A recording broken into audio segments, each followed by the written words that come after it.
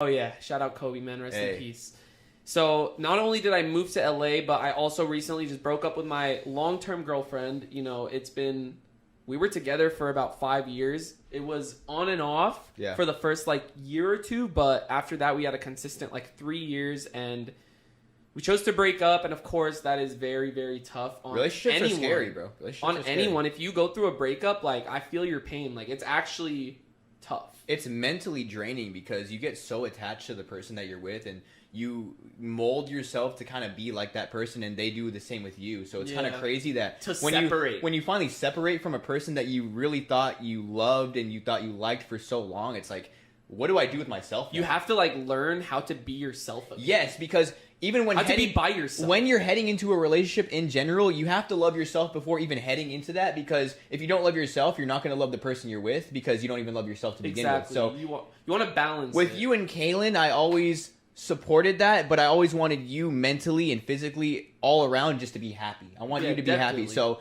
I mean, sometimes relationships don't work and you guys go your separate ways. Things might happen in the future, but I'm glad that me and Kaylin ended off on good terms, because she's a really, really good girl, and she's a real one. Yeah. But sometimes just things don't work out. Yeah, and that's okay. That's life. It's not only that, but on top of the breakup, moving to LA, this is the biggest move of my life.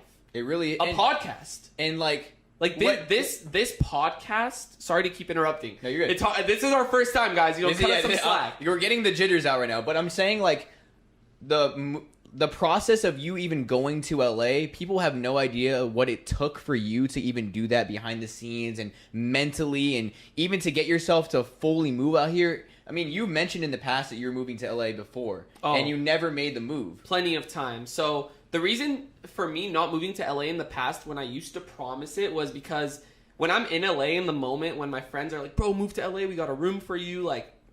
In the moment, I'm always a yes man for some reason. I always just say okay, yeah, I'll do it. I'm down. And then I go home and I think about it and I'm like, do I really want to live with, 6 people?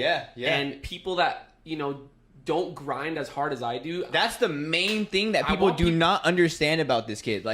The reason you did not move to LA in the past is because you have such a controlled environment in San Diego where you're grinding every other day to make videos, other content for social media. You're doing stuff behind the scenes that's huge. And I love my family. And you love which is not a bad thing. I love my mommy. I love my daddy. I love my brother.